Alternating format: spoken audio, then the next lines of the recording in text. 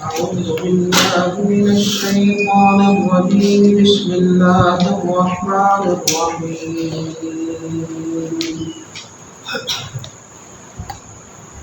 لن تنالوا البر حتى تنفقوا مما تحبون وما تنفقوا من شيء فإن الله به عليم. كل الطعام كان حلا لبني إسرائيل إلا ما حرم إسرائيل على نفسه من قبل أن تنزل التوراة. قل فأتوا بالتوراة فاتلوها إن كنتم صادقين. فمن افترى على الله الكذب من بعد ذلك فأولئك هم الظالمون. قل صدق الله فاتبعوا ملة إبراهيم حنيفا وما كان من المشركين. إن أول بيت وضع للناس للذي ببكة مباركا وهدى للعالمين. فيه آيات بينات مقام إبراهيم ومن دخله كان آمنا ولله على الناس حج البيت من استطاع إليه سبيلا ومن كفر فإن الله غني عن العالمين. صدق الله. لن تنالوا البر، ہرگز نہیں حاصل کر سکتے تم کامل نیکی، حتیٰ تنفقوا، یہاں تک کہ تم خرچ کرو، مما تحبون، اس میں سے جسے تم پسند کرتے ہو، وما تنفقوا من شیء، اور جو چیز بھی تم خرچ کرتے ہو، فإن اللہ بہ علیم، بس بے شک اللہ تعالیٰ اسے جانتے ہیں. کل الطعام، ہر قسم کی خوراک، کان حلا، حلال تھی، لبنی اسرائیل، بنی اسرائیل کے لیے، الا ما حرم اسرائیل، مگر وہ جو حرام کی تھی حضرت اسرائیل علیہ السلام نے، علی نفسہ، اپنے اوپر، من قبل ان تنزل التوراۃ، قبل اس سے کہ اتاری جاتی تورات. قل، آپ کہہ دیجئے، فأتوا بالتوراۃ، پس لاؤ تم تورات کو، فاتلوہا، پس پڑھو اس کو، ان کنتم صادقین، اگر تم سچے ہو. فمن افترى علی اللہ الکذب، پس جس نے گھڑا اللہ تعالیٰ پر بہتان اور جھوٹ، من بعد ذلک، بعد اس کے، فاولئک هم الظالمون، پس وہ لوگ ظالم ہوں گے. قل، آپ فرما دیجئے، صدق اللہ، اللہ تعالیٰ نے سچ فرمایا.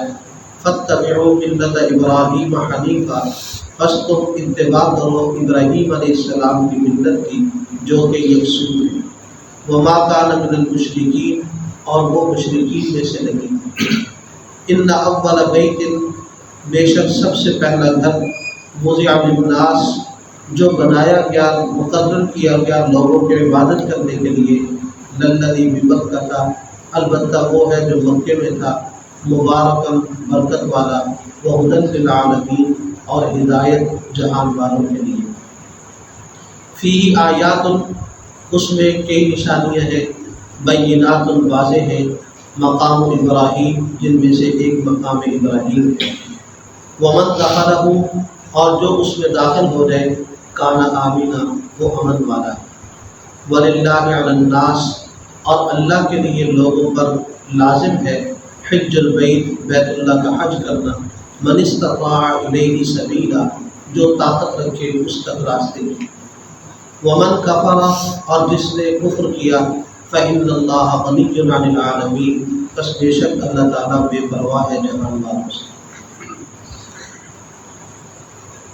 گزشتہ سپارے کی آخری آیت مبارکہ میں اللہ تعالیٰ نے کفار کے بارے میں ارشاد فرمایا تھا کہ اگر وہ لوگ زمین کے بھراؤ کے برابر بھی سونا صدقہ کر دیں تو اللہ تعالیٰ ان سے قبول نہیں فرمائیں گے۔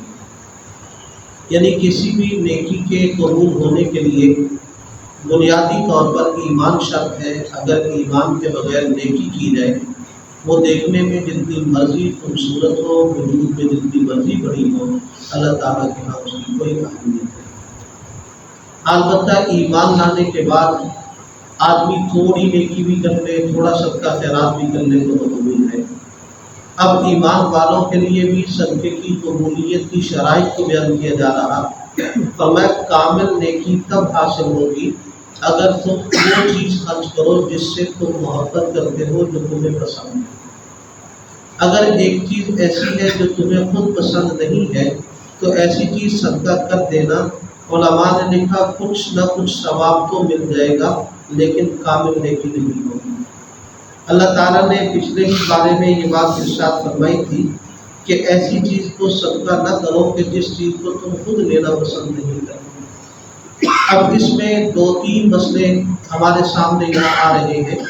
ایک مسئلہ تو یہ ہے کہ محبوب اور پسندیدہ چیز صدقہ کی جائے، ایسی چیز جس سے آدمی خود نفرت کرتا ہو اس کے صدقہ کرنے کا کیا ہے۔ اور دوسری بات یہ کہ جو چیز آپ کو پسند ہے ساری صدقہ کرنا ضروری نہیں۔ فرمایا مما تحبون کہ اس میں سے صدقہ کرو جو تمہیں پسند ہے، جتنا بھی کرنا ہے اس میں سے کرو۔ ایک حدیث مبارکہ میں ہے ولو بشق تمر، اگرچہ کھجور کا ایک ٹکڑا ہی صدقہ کر لو۔ اور تیسرا مسئلہ علماء نے یہاں یہ بھی لکھا ہے کہ مزہ تو تب ہے کہ اس چیز کو صدقہ کرو جس کی تمہیں خود ضرورت بھی ہے۔ چونکہ اللہ تعالیٰ نے قرآن پاک میں دوسری جگہ ارشاد فرمایا وَيُؤْثِرُونَ عَلَىٰ أَنفُسِهِمْ وَلَوْ كَانَ بِهِمْ خَصَاصَةٌ کہ وہ اپنے اوپر دوسروں کو ترجیح دے دیتے ہیں گرچہ وہ خود ضرورت مند بھی ہوتے ہیں۔ یعنی انسان خود اس چیز کا ضرورت مند بھی ہو اور پھر کسی ضرورت مند کو دیکھے تو اس ضرورت مند کو اپنے اوپر ترجیح اور فوقیت دے کر اسے وہ چیز دے دے۔ اور اسی طرح پر اگر کوئی چیز ضرورت سے زائد صدقہ کرے، ضرورت مند یہ نہیں ہے، تب بھی وہ بیکار نہیں جائے گا، اللہ تعالیٰ کے ہاں اس کی قدر و قیمت ہوگی۔ بخاری شریف میں روایت ہے کہ جب یہ آیت مبارکہ اتری تو انصار میں جو سب سے زیادہ مالدار صحابی تھے حضرت ابو طلحہ رضی اللہ تعالیٰ عنہ سمجھے جاتے تھے، اور ان کا ایک باغ تھا جس میں ایک کنواں بھی تھا جسے بیر ہا کہتے ہیں، اور اس باغ میں کبھی کبھی جناب رسول اللہ صلی اللہ علیہ وسلم آرام کرنے کے لیے تشریف لے جاتے، اور اس کنویں کا پانی پسند تھا، وہ پانی بھی نوش فرمایا کرتے، پیا کرتے تھے۔ اور آج کل وہ اس نام سے کچھ معروف ہے، پرانے لوگ جانتے ہیں، جہاں مسجد نبوی شریف کا باب المجیدی ہے، وہاں اس طرف اس کے بالکل سامنے وہ باغ تھا اور کنواں تھا۔ تو حضرت ابو طلحہ رضی اللہ تعالیٰ عنہ اس آیت کو اترنے کے بعد جناب نبی کریم صلی اللہ علیہ وسلم کی خدمت اقدس میں حاضر ہوئے اور عرض کیا کہ اللہ کے نبی، اللہ تعالیٰ فرماتے ہیں کہ وہ چیز خرچ کرنے سے کامل نیکی ملے گی کہ جو تمہیں پسند ہو، تو مجھے اپنی جائیداد میں سب سے زیادہ یہی والا باغ محبوب ہے، آپ گواہ ہو جائیے، میں اللہ کی راہ میں اسے صدقہ کرتا ہوں، آپ قبول فرما لیجیے۔ جناب نبی کریم صلی اللہ علیہ وسلم نے وہ باغ لیا اور وہ لے کر بلکہ حکمت ارشاد فرما دیا کہ اپنے ضرورت مند اور محتاج اجزاء اقربا میں اسے تقسیم کر دو۔ تو انہوں نے اپنے چچا زاد بھائیوں کو وہ دے دیا جو ان کی سب سے قیمتی جائیداد تھی۔ اور اس سے یہ بھی معلوم ہوا کہ عزیز و قارب پر انسان جو خرچ کرتا ہے اس پر بھی انسان کو صدقے کا ثواب ملتا ہے۔ اور اسی طرح جس آدمی کے پاس جو کچھ تھا، حضرت عمر رضی اللہ تعالیٰ عنہ کے پاس ایک بڑی اچھی باندھی تھی، وہ لے آئے، عرض کیا حضور یہ میں اللہ کی راہ میں خرچ کرنا چاہتا ہوں، آپ کسی ضرورت مند کو دے دیجیے۔ حضرت عبداللہ بن عمر رضی اللہ تعالیٰ عنہ کے پاس جو سب سے اچھی لونڈی تھی وہ لے آئے، کہنے لگے میں اسے خرچ کرنا چاہتا ہوں، کسی ضرورت مند کو دے دیجیے۔ حضرت زید بن حارثہ رضی اللہ تعالیٰ عنہ کے پاس ایک بہت قیمتی گھوڑا تھا، وہ لے کر آئے، کہا حضور میں اسے اللہ کی راہ میں خرچ کرنا چاہتا ہوں۔ آپ نے وہ گھوڑا لیا اور لے کر انہی کے بیٹے حضرت اسامہ بن زید کو دے دیا۔ اب جس گھر سے وہ کھول کر لائے تھے اسی گھر میں وہ دوبارہ گھوڑا لے جا کے باندھ دیے ہیں، تو ان کو کچھ دلی طور پر تنگی محسوس ہوئی کہ میرا صدقہ لوٹ کر میرے ہی گھر میں آ گیا، کسی اور کو نہیں ملا۔ تو جناب رسول اللہ صلی اللہ علیہ وسلم نے باقاعدہ تسلی کے کلمات ارشاد فرمائے اور فرمایا اللہ تعالیٰ کے ہاں تمہارا صدقہ قبول ہے، تمہیں پورا ثواب ملے گا۔ تو اس لیے صدقہ خیرات کرتے ہوئے سب سے پہلے اپنے قریبی رشتہ داروں کو دیکھا جائے، ان پر خرچ کیا جائے۔ اگرچہ علماء نے اس پر صدقہ واجبہ کے مسئلے میں یہ لکھا ہے کہ کسی غیر مسلم کو یہ دینا جائز نہیں، وہ صدقات جو واجب ہو، مثلا زکوٰۃ ہے، صدقہ فطر ہے، یہ صدقات جو انسان پہ واجب ہوتے ہیں یہ غیر مسلم کو نہیں دیے جا سکتے۔ البتہ دیتے ہوئے نیک لوگوں کو ترجیح دینی چاہیے، کیونکہ حضور اکرم صلی اللہ علیہ وسلم نے ایک صحابی سے فرمایا تھا لا یأکل طعامک الا تقی، کہ تیرا کھانا نیک لوگ کھایا۔ اس لیے کہ نیک لوگ کھانے سے طاقت حاصل ہوگی تو عبادت کریں گے، کسی ایسے اوباش کو کھلا دیں گے طاقت حاصل کر کے وہ غلط کام کرے گا۔ اب آپ خود فیصلہ کیجیے کہ کہاں آپ کا کھانا ضائع ہوگا اور کہاں یہ قیمتی ہو جائے گا۔ ارشاد فرمایا وما تنفقوا من شیء فإن اللہ بہ علیم، جو کچھ بھی خرچ کرو گے اللہ تعالیٰ کے علم میں ہے۔ ظاہر ہے اسے دکھانے کے لیے خرچ کرنا چاہیے اور اسی کے علم میں ہو تو یہ کافی ہے، انسانوں کو بتانے کی ضرورت ہے۔ آگے فرمایا کل الطعام کان حلا لبنی اسرائیل۔ اصل یہ آیت مبارکہ کا تعلق پچھلے صفحات میں گزرنے والی ایک آیت مبارکہ کے ساتھ ہے کہ اللہ تعالیٰ نے ملت ابراہیمی پر کون لوگ ہیں ان لوگوں کا ذکر کیا تھا۔ یہ صفحہ نمبر 53 کے بالکل آخری سطر میں یہ آیت شروع ہو رہی ہے۔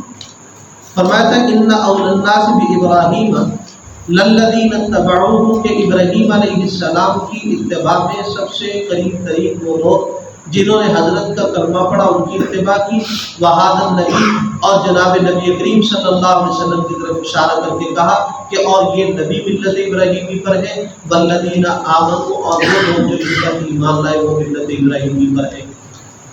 اور یہ بات مدینہ طیبہ کے یہودیوں کو ہضم نہیں ہو رہی، وہ کہنے لگے کہ دیکھو یہ اللہ کے آخری نبی ہونے کے دعوے دار ہیں اور ساتھ میں ملت ابراہیمی پر ہونے کے دعوے دار ہیں، اور ان کے سارے متبعین کہتے ہیں کہ ہم ملت ابراہیمی پر ہیں، اور اس بات میں شک بھی کوئی نہیں۔ قرآن کریم میں اللہ تعالیٰ نے ہمارے لیے ارشاد فرمایا ملت ابیکم ابراہیم، تم اپنے ابراہیم علیہ السلام کی ملت ہو، وسماکم المسلمین، انہوں نے تمہارا نام مسلمان متعین کیا تھا۔ وہ کہتے دیکھو جی آپ ملت ابراہیمی پر کیسے ہیں؟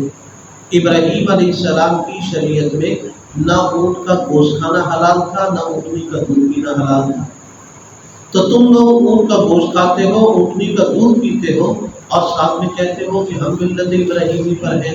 تمہارا دعویٰ تمہاری دلیل کے ساتھ مطابقت نہیں رکھتا، اس لیے تمہیں یہ دعویٰ ہرگز نہیں کرنا چاہیے کہ تم ملت ابراہیمی پر ہو۔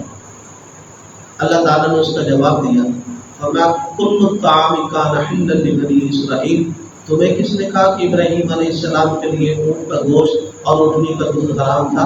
ہر قسم کی خوراک حلال تھی بنی اسرائیل کے لیے، الا ما حرم اسرائیل علی نفسہ، مگر وہ ایک چیز جو حضرت اسرائیل علیہ السلام نے اپنے اوپر حرام کی تھی۔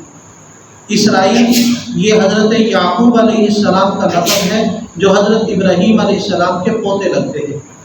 حضرت اسحاق علیہ السلام کے صاحبزادے اور بیٹے ہیں، انہیں علق النساء کی تکلیف ہو گئی۔ علق النساء کی تکلیف اسے کہتے ہیں، یہ کولے کے قریب ایک پٹھا ہوتا ہے، یہاں سے شروع ہوتا ہے اور پاؤں کے آخری کنارے تک آتا ہے، اور جو یہ تکلیف لوگوں کو ہوتی ہے یہ بہت شدید قسم کی تکلیف ہوتی ہے، علق النساء کا درد اسے کہتے ہیں۔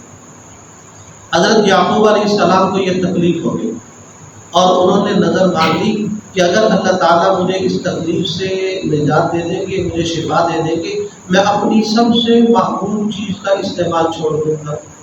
اور انہیں اونٹ کا گوشت اور اونٹنی کا دودھ بہت پسند تھا، اللہ تعالیٰ نے شفا دے دی، انہوں نے اپنی نظر پوری کرنے کے لیے اس کو چھوڑ دیا۔ اور ان کی اولاد نے بھی اپنے ابا کی اتباع میں گھر میں گوشت لانا وہ چھوڑ دیا، وہ دودھ لانا چھوڑ دیا۔ چلتے چلتے آگے بنی اسرائیل نے اونٹ کا گوشت کھانا اور اونٹنی کا دودھ پینا چھوڑ دیا۔ اب نسبت یہ ہو گئی کہ ابراہیم علیہ السلام پر یہ حرام تھا، ابراہیم علیہ السلام پر تو حرام نہیں تھی۔ اور اس کی آگے دلیل عرض کرتا ہوں، پہلے مسئلہ عرض کر دوں مسئلہ یہ ہے کہ اگر آج ہماری شریعت میں کوئی آدمی یہ قسم کھا لے یا نظر مان لے کہ میرا یہ کام ہو جائے تو میں فلاں حلال چیز کا استعمال چھوڑ دوں گا، ہماری شریعت میں یہ نظر ماننا جائز نہیں ہے۔ حضرت یعقوب علیہ السلام کی شریعت میں جائز تھا، اور حضور اکرم صلی اللہ علیہ وسلم کی باقاعدہ تعلیمات سے معلوم ہوتا ہے کہ اس امت کے لیے اپنے اوپر حلال کردہ چیزوں میں سے کسی چیز کو حرام کرنا جائز نہیں۔ حضور اکرم صلی اللہ علیہ وسلم نے ایک زوجہ محترمہ کے کچھ کہنے کی وجہ سے یہ فیصلہ کر لیا تھا کہ زندگی بھر کبھی میں شہد کا استعمال نہیں کروں گا۔ اب حلال اور حرام کرنا چیزوں کو یہ اللہ تعالیٰ کا اختیار ہے۔ اللہ کے نبی اس کی وضاحت فرمایا کرتے ہیں، امت کو بتایا کرتے ہیں، اپنی مرضی سے کسی چیز کو حرام یا حلال قرار نہیں دیتے۔ اللہ تعالیٰ نے اس شہد کے ترک کرنے پر باقاعدہ سورہ تحریم کو اتارا، اور اس میں حضور اکرم صلی اللہ علیہ وسلم کو تنبیہ کی اور کہا گیا یا ایھا النبی لم تحرم ما احل اللہ لک، اے نبی آپ کیوں حرام کر سکتے ہو اس چیز کو جسے اللہ تعالیٰ نے آپ کے لیے حلال کیا؟ وما تبتغی مرضات ازواجک، اپنی بیوی کو خوش کرنے کے لیے آپ نے ایسا کر لیا، اور پھر اس میں آگے کافی سارے احکامات کا نزول بھی فرمایا۔ تو اب دیکھیے اللہ تعالیٰ نے اس امت کے لیے اگر کوئی آدمی ایسی قسم کھا لے یا نظر مان لے تو اس کے لیے توڑنے کو فرض قرار دیا، اور آگے فرمایا قد فرض اللہ لکم ان تحلۃ ایمانکم، اللہ تعالیٰ نے فرض کیا ہے اپنی ایسی قسموں کو توڑو۔ جناب نبی کریم صلی اللہ علیہ وسلم نے ان آیات کے اترنے کے بعد شہد منگوایا، اسے پیا، اور اس کے کفارے میں ایک غلام کو آزاد کیا۔ چونکہ قسم کا کفارہ یہ ہے فَكَفَّارَتُهُ إِطْعَامُ عَشَرَةِ مَسَاكِينَ مِنْ أَوْسَطِ مَا تُطْعِمُونَ أَهْلِيكُمْ أَوْ كِسْوَتُهُمْ أَوْ تَحْرِيرُ رَقَبَةٍ۔ قرآن کریم نے کہا یا تو مساکین کو 10 مسکینوں کو 2 ٹائم کا کھانا درمیانے قسم کا کھلاؤ، یا انہیں کپڑے پہنا دو، یا ایک غلام ہو چاہے مرد ہو یا عورت ہو آزاد کر دو۔ فَمَن لَّمْ يَجِدْ، اگر کسی آدمی کے پاس یہ تینوں آپشن نہیں ہے، اس کے پاس گنجائش نہیں ہے، تو فصیام 3 ایام، تو پھر 3 دن کے روزے رکھے۔ اب بعض مفسرین نے لکھا مسلسل رکھے، بعض حضرات نے کہا جیسے بھی، تو اب 3 روزے اس آدمی نے رکھنے ہیں، لیکن 3 روزوں میں بھی تشریح یہ ہے کہ اگر تیسرا روزہ رکھنے سے پہلے اس آدمی کے پاس کہیں سے دولت آ گئی کہ یہ 10 مسکینوں کو کھانا کھلا سکتا ہے یا لباس پہنا سکتا ہے، تو اس آدمی کا وہ 2 روزے جو رکھے وہ نفلی ہو جائیں گے، اس کو دوبارہ وہی والا کفارہ ادا کرنا ہوگا۔ چونکہ قرآن کریم نے 3 روزوں کے لیے شرط لگائی ہے، فمن لم یجد فصیام 3 ایام، کہ اگر کسی کے پاس وہ تینوں آپشنوں میں کوئی نہ ہو تو پھر 3 روزے رکھ سکتا ہے۔ البتہ اگر تیسرا روزہ شروع کر لیا اور پھر اس کے پاس دولت آ گئی تو اب 3 روزے ہی اس کا کفارہ ہو جائیں گے، اس کو دوسرا کفارہ دینے کی ضرورت ہے۔ تو میں عرض کر رہا تھا کہ حضرت اسرائیل یعنی حضرت یعقوب علیہ السلام کی شریعت میں یہ جائز تھا۔ ہمارے لیے کسی مباح کام کی نظر ماننا جائز ہے۔ مثلا تو آدمی کہ میرا یہ کام ہو رہے میں 10 روزے رکھ لوں، ٹھیک ہے، میں 10 نفل پڑھوں گا، میں قرآن پاک کے 10 پارے تلاوت کروں گا، یہ حلال مباح عبادت کے کام ہیں، ان کی نظر مان سکتا ہے، لیکن کسی حلال و حرام کی صورت میں نہیں کیا جا سکتا۔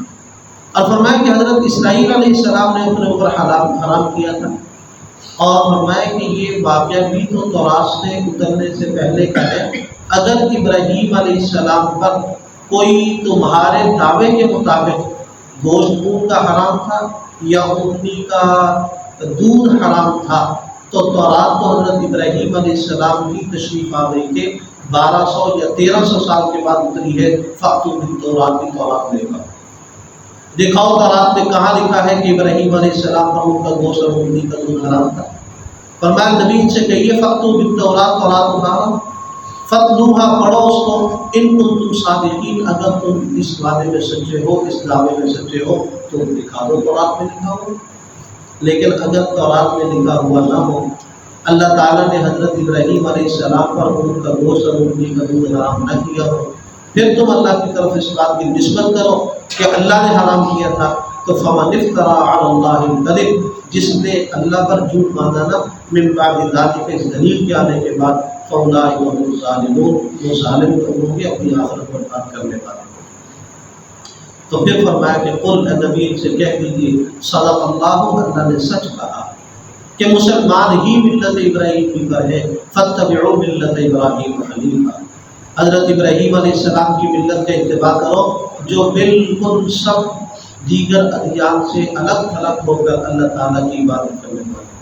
وما کان من المشرکین، وہ تو مشرکین میں سے نہیں تھے، انہوں نے تو کسی نبی کو اللہ کا بیٹا نہیں کہا، تم اللہ کی اولاد ثابت کرتے ہو اور اپنے آپ کو ملت ابراہیمی پر ہونے کا دعویٰ کرتے ہیں۔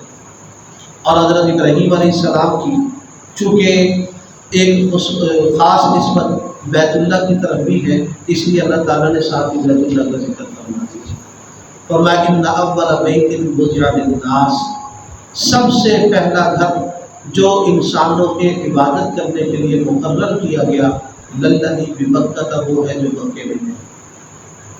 حضرت آدم علیہ السلام جب تشریف لائے دنیا میں تو کعبۃ اللہ کی پہلی تعمیر فرشتوں کی معاونت کے ساتھ حضرت آدم علیہ السلام نے کی، اور پھر اس کعبے کی تعمیر سے 40 سال بعد حضرت کو ملک شام کا سفر پیش آیا تو وہاں جا کر ایک مسجد کی تعمیر کی جسے مسجد اقصیٰ کہتے ہیں۔ یہ مسجد حرام بھی حضرت آدم علیہ السلام کی اول تعمیر ہے بیت اللہ بالخصوص، اور اسی طرح مسجد اقصیٰ بھی حضرت آدم علیہ السلام کی تعمیر ہے۔ اور پھر طوفان نوح میں یہ دونوں نشانات چھوڑ گئے تھے اور بلڈنگیں ختم ہو گئی تھیں، تو پھر حضرت نوح علیہ السلام کے بعد ابراہیم علیہ السلام نے بیت اللہ کی تعمیر کی، اور ابراہیم علیہ السلام سے پھر 40 سال کے بعد حضرت یعقوب علیہ السلام نے مسجد اقصیٰ کی تعمیر کی۔ حضور اکرم صلی اللہ علیہ وسلم سے حضرت ابو ذر غفاری رضی اللہ تعالیٰ نے پوچھا کہ حضور دنیا میں سب سے پہلے مسجد کون سی بنی تھی؟ فرمایا مسجد حرام۔ انہوں نے پھر عرض کیا کہ حضور دوسری مسجد کون سی بنی تھی؟ فرمایا مسجد اقصیٰ۔ پھر عرض کیا کہ حضور ان دونوں میں کتنی مدت کا فاصلہ ہے؟ ارشاد فرمایا 40 سال، کہ 40 سال کے بعد مسجد اقصیٰ بنی۔ اور اس نے اتفاق یہ کہ مفسرین نے لکھا کہ دوسری تعمیر بھی 40 سال کے بعد۔ ابراہیم علیہ السلام نے ادھر بیت اللہ شریف بنایا اور ادھر سے حضرت یعقوب علیہ السلام نے 40 سال کے بعد مسجد اقصیٰ ایک چھوٹا سا کمرے کی شکل میں بنائی۔ نمازی بڑے حضرت داؤد علیہ السلام نے دوسری تعمیر کی، اور پھر حضرت سلیمان علیہ السلام کے زمانے میں اس دور کے اعتبار سے یہ ایک بہت زبردست عالیشان شاہی مسجد بنی جسے آج مسجد اقصیٰ کے نام سے اب تک اس کا نام مسجد اقصیٰ ہی چلتا ہے۔ اور بیت اللہ شریف یہ مسلط شکل میں تھے، پھر بعد میں مکے کے مشرکین نے جو بنایا تو ان کا چندہ ختم ہو گیا۔ یہ 44 مربع فٹ کا ایک کمرہ ہے، اور اس کی اونچائی مفسرین نے 50 فٹ لکھی ہوئی ہے۔ اور حضور اکرم صلی اللہ علیہ وسلم نے ایک دفعہ حضرت صدیقہ عائشہ رضی اللہ تعالیٰ عنہ سے اس خواہش کا اظہار کیا تھا، بخاری شریف میں۔ یہ مکے والوں نے جب بنایا نا تو اس طریقے سے بنایا کہ ایک ہی دروازہ لگایا اور اتنا اونچا لگایا کہ ایک نارمل انسان کھڑا ہو کر یوں ہاتھ پورا اٹھائے تو بیت اللہ کی چوکھٹ تک پہنچتا ہے۔ ان کا مقصد یہ تھا کہ کوئی غریب آدمی اس میں داخل نہ ہو سکے، چودھریوں کے لیے دروازہ کھلے، باقاعدہ سیڑھی لگے اور سیڑھی کے بغیر کوئی آدمی اس میں جا ہی نہ سکے۔ حضور اکرم صلی اللہ علیہ وسلم نے حضرت صدیقہ عائشہ رضی اللہ تعالیٰ عنہ سے فرمایا تھا کہ عائشہ اگر تیری قوم نو مسلم نہ ہوتی، زمانہ کفر کے قریب نہ ہوتی، میرا جی چاہتا تھا میں بیت اللہ کی اس بلڈنگ کو ختم کروں، دوبارہ سے بناؤں، اس کا دروازہ زمین کے برابر لے کروں اور اس کو 2 دروازے لگاؤں، ایک دروازے سے لوگ داخل ہوا کریں، دوسرے سے نکلا کریں۔ خواہش یہ تھی کہ میرا حق امت کی بیت اللہ میں واقع، یہ تمنا۔ حضرت عبداللہ بن زبیر رضی اللہ تعالیٰ عنہ تک یہ روایت پہنچی۔ تو حضرت چند دن کے حکمران رہے مکہ معظمہ میں، انہوں نے سب سے پہلے بیت اللہ شریف کی تعمیر ایسے ہی کر دی کہ ایک دروازہ بلند تو زمین کے ساتھ ملا دیا، اور دوسرا یہ کہ ایک ادھر اور ایک بالکل سامنے دروازہ لگایا۔ اور حجاج بن یوسف جسے ظالم الامت کہتے ہیں، سنت کا بہت بڑا ظالم الامت، وہ جب حکمران بنا حضرت عبداللہ بن زبیر رضی اللہ عنہ کو اس نے شہید کیا، تو پھر اس کے دل میں یہ خیال آیا کہ یہ بلڈنگ بنی رہے گی تو لوگ حضرت عبداللہ بن زبیر رضی اللہ عنہ کی تعریف کریں گے۔ اس نے افواہ یہ پھیلا دی کہ یہ بیت اللہ کی تعمیر ٹھیک نہیں ہے، جس طرح ہمارے حضور کے زمانے میں تھی اسی طرح ہونی چاہیے۔ اس نے دوبارہ تعمیر کی اور پھر بیت اللہ کا دروازہ ایک بند کر کے دوسرا اٹھا کے وہی لگا دیا۔ اور امام مالک رحمۃ اللہ علیہ سے ہارون الرشید نے پھر اجازت مانگی۔ اس نے کہا کہ مجھے اجازت دیجیے کہ میں بیت اللہ کو پھر اسی طریقے پر دروازہ نیچے بھی لاؤں اور 2 دروازے لگاؤں۔ تو امام مالک رحمۃ اللہ علیہ نے فرمایا مسئلہ یہ ہے جائز تو ہے لیکن تم ایسا کرو گے نا تو یہ کعبہ بادشاہوں کا کھلونا ہو گیا، ہر حکمران آ کے اس کی نئی تعمیر بلڈنگ شروع کر لے گا، اور میں اب جس حالت میں ہے اسی حالت میں رہنے دو۔ آج تک بیت اللہ اسی حالت میں، اس کی البتہ مرمت وغیرہ ہوتی رہتی ہے۔ تو ارشاد فرمایا ان اول بیت، سب سے پہلا بیت وضع للناس، جو لوگوں کے عبادت کرنے کے لیے مقرر کیا گیا، للذی ببکہ، البتہ جو مکے میں، اس کو بکہ بھی کہتے ہیں، عربی زبان میں مکہ بھی کہتے ہیں۔ اب بکہ کا معنی مفسرین نے اس کے 2 ترجمے لکھے ہیں۔ ایک ترجمہ اس کا لکھا ہے ناف، جو پیٹ میں ہوتی ہے۔ اب اس کو ناف کیوں کہتے ہیں؟ جیسے وہ جسم کے وسط میں ہے، یہ مکہ پوری دنیا کا وسط ہے، یہاں سے مشرق مغرب شمال جنوب کی برابر سے دکھائی دے۔ اور بعض حضرات نے یہ لکھا کہ جس طرح بچے کو پیدائش سے پہلے ناف کے ذریعے سے ہی خوراک ملتی ہے، اس طرح یہ مرکز ہدایت ہے، پوری انسانیت کو ہدایت یہاں سے ملتی ہے، اس لیے اس کو مکہ کہتے ہیں، مکہ کہتے ہیں۔ اور مکے کا ایک ترجمہ یہ بھی لکھا گیا گردن توڑنے والا، اور اس کو گردن توڑنے والا اس لیے کہتے ہیں، 2 وجہ اس کی بھی لکھی گئی۔ ایک تو یہ کہ ہر آدمی مکے کی طرف رخ کر کے گردن کو جھکا دیتا ہے، سجدہ کرتا ہے، تو ایسے گردن زمین کی طرف جاتی ہے جیسے کٹ کے گرتی ہے۔ تو بعض حضرات نے اس لیے لکھا کہ مکہ ہے، بعد نے کہا کہ جس نے بھی مکے پر حملہ کرنے کی کوشش کی نا، خدا نے اس کی گردن توڑ، اس لیے مکے کو مکہ کہتے ہیں، گردن توڑنے والا۔ یہ دشمنوں کی گردن توڑ دیتا ہے۔ ابرہا 60,000 کا لشکر لے کر آیا تھا، اللہ تعالیٰ نے چھوٹے چھوٹے ابابیل ہوئے تھے، مسور کے دانے کے برابر 3 انہوں نے کنکریاں لی لی ہیں، ایک دائیں پنجے میں، ایک بائیں میں، ایک چونچی میں، اور جس پر وہ کنکری گرتی ہے نا، وہ کنکر گرتا ہے تو اسے سر سے کاٹتا ہوا پھر ہاتھی کو چیرتا ہوا زمین میں جاتا۔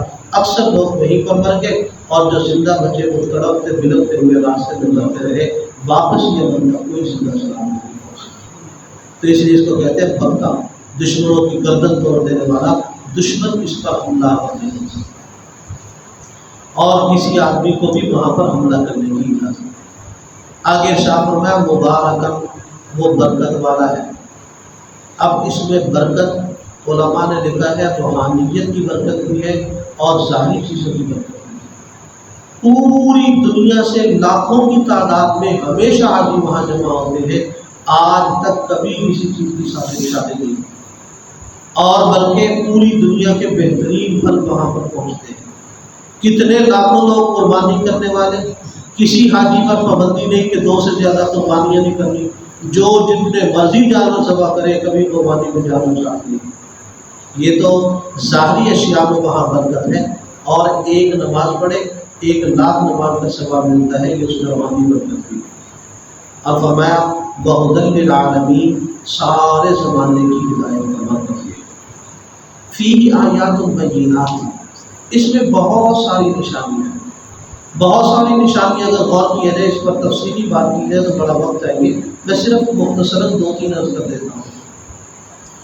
عجیب نشانی یہ ہے کہ حج کے دنوں میں دیکھنے میں اپنی آنکھوں سے جو منظر دیکھا وہ یہ ہے کہ طواف ایسے اڑ کے پھنس کے چل رہا ہوتا ہے کہ ہر حاجی کا جسم دوسرے کے جسم کے ساتھ جڑا ہے۔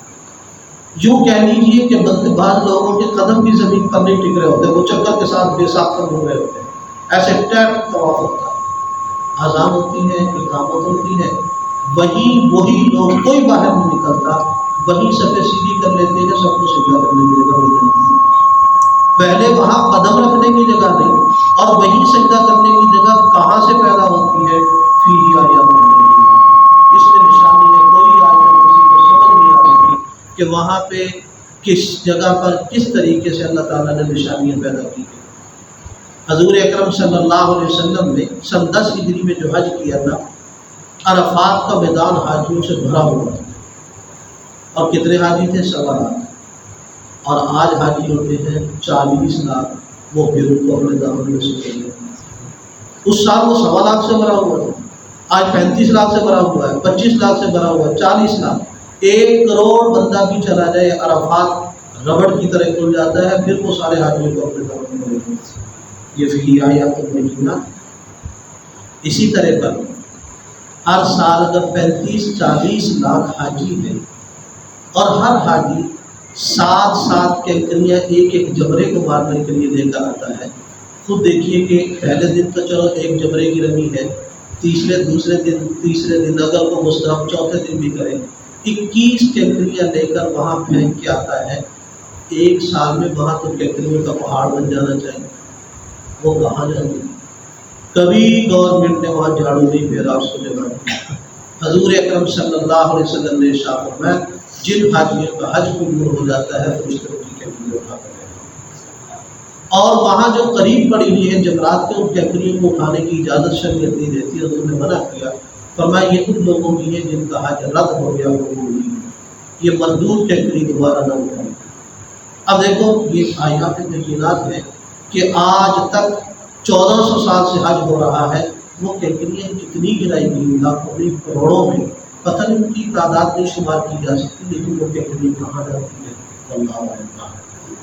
تو فرمایا فیہ آیات بینات، اس میں بہت نشانی ہے، وہاں جا کر دیکھیں اور بھی بہت ساری۔ فرمایا مقام ابراہیم، ان میں ایک نشانی مقام ابراہیم ہے، یہ ایک پتھر ہے جس پر ابراہیم علیہ السلام نے کھڑے ہو کر بیت اللہ کی تعمیر کی۔ 2 نشانیاں اس میں عجیب یہ ہیں، ایک تو حضرت کے پاؤں اس میں ایسے ڈھنگ سے ہیں جیسے ہمارے کسی مزدور یا مستری کے گارے میں پاؤں لگ جاتے ہیں، نیچے کو چلے جاتے ہیں۔ اس نے حضرت کے پاؤں کا عکس لے لیا پتھر، اور پہلے یہ فرش پر فٹ تھا اور حکم یہی تھا کہ اس پر نماز پڑھی جائے، اور پھر بعد میں لوگوں کا ہجوم زیادہ ہوا تو انہوں نے ایک شیشے کے کیبن کے اندر اس کو بند کر کے بیت اللہ شریف کی ایک سائڈ پر کھڑا کر دیا۔ اور اس پتھر کی خصوصیت یہ تھی کہ حضرت ابراہیم علیہ السلام کو جتنی ضرورت ہوتی یہ لفٹ کی طرح اتنا اونچا ہوتا، ایک ہی پتھر پر کھڑے ہیں، اور جیسے جیسے حضرت کے وہ وار اوپر کو جا رہے ہیں یہ پتھر اوپر کو جا رہا ہے، اور شام کو جب کام ختم ہوتا ہے تو یہ نیچے آ جاتا ہے۔ تو فرمایا کہ مقام ابراہیم، یہ مقام ابراہیم کی اس میں ایک نشانی ہے۔ اور مزید یہ کہ ومن دخلہ کان آمنا، جو آدمی حرم میں داخل ہو جائے اسے امن ملتا ہے، وہاں جانوروں کو امن مل جاتا ہے، پرندے اطمینان سے پھرتے ہوئے، پتہ ہے کہ انسان ہمیں نہیں پکڑے۔ اور مفسرین نے لکھا کہ ایسا بھی کئی دفعہ ہوا کہ باپ کا قاتل سامنے آ گیا طواف کے دوران، مقتول کے بیٹے نے نظر جھکا کے خاموشی سے گزر گیا کہ یہ حرم ہے، یہ نمبر بھی۔ اب فرمایا وَلِلَّهِ عَلَى النَّاسِ، اللہ کے لیے لوگوں پر یہ لازم اور فرض ہے، حج البیت، حج حج دونوں طرح یہ لفظ استعمال ہوتا ہے، باب نصرہ کا مصدر ہے۔ قرآن کریم نے دونوں جگہ دونوں طریقے سے استعمال کیا ہے، الحج اشہر معلومات حج استعمال ہوا، اور یہاں حج البیت میں حج استعمال ہوا، یہ لفظ حج بھی ٹھیک ہے، یہ لفظ حج بھی ٹھیک ہے۔ تو فرمایا کہ حج بیت اللہ کا کرنا لوگوں پر فرض ہے، لیکن من استطاع الیہ سبیلا، جو راستے کی طاقت رکھتا، تندرست ہو، اس کے پاس آنے جانے کے اخراجات ہوں، واپسی تک کے لیے گھر کے جو واجب اخراجات ہیں اس پر وہ گھر والوں کو ادا کر چکا، مقروض نہ ہو، خاتون ہے چونکہ اکیلے سفر نہیں کر سکتی، یا تو کوئی محرم اپنے خرچے پر جا رہا ہو یہ اس کے ساتھ ہو جائے، یا پھر یہ ہے کہ اس کے پاس 2 آدمیوں کا خرچہ ہو، خود بھی اپنا خرچہ بھی اٹھائے کسی محرم کا بھی اٹھائے، تب اس پر حج فرض ہوگا۔ اکیلے پیسے ہونے سے، ایک آدمی کے پیسے ہونے سے اکیلے سے عورت پر حج فرض نہیں ہے۔ تو دیکھیے اللہ تعالیٰ نے آسان کی۔ حضور اکرم صلی اللہ علیہ وسلم نے ارشاد فرمایا جس آدمی نے باوجود وسعت کے حج نہ کیا، اللہ کو کوئی پرواہ نہیں کہ وہ یہودی ہو کر مرے یا نصرانی ہو کر، حج فرض ہو نہ کرے تو خاتمہ بالکفر کا خطرہ ہے۔ اس لیے فرمایا ومن کفر، جس نے کفر، فإن اللہ غنی عن العالمین، اللہ تمام جہان والوں سے بے پرواہ ہے، اسے کسی عبادت کی ضرورت نہیں، انسانوں کو اس عبادت کی ضرورت ہے۔ اللہ سے الحمدللہ رب العالمین، اللهم صل على سيدنا محمد وعلى آل سيدنا محمد وسلم. ربنا آتنا في الدنيا حسنة وفي الآخرة حسنة وقنا عذاب النار. ربنا لا تزغ قلوبنا بعد إذ هديتنا وهب لنا من لدنك رحمة إنك أنت الوهاب. وارحمنا واغفر لنا وارحمنا أنت مولانا فانصرنا على القوم الكافرين. اللهم أدخلنا الجنة بغير حساب. اللهم أجرنا من النار. اللهم وفقنا لما تحب وترضى. اللهم إنك عفو كريم تحب العفو فاعف عنا. اللهم إنا نسألك توبة قبل الموت وراحة عند الموت ومغفرة بعد الموت. اللهم إنا نجعلك في نحورهم ونعوذ بك من شرورهم. اللهم اقض حاجاتنا. اللهم اشف مرضانا. اللهم كن موتانا. صلى الله تعالى على خير خلقه محمد وآله وأصحابه أجمعين.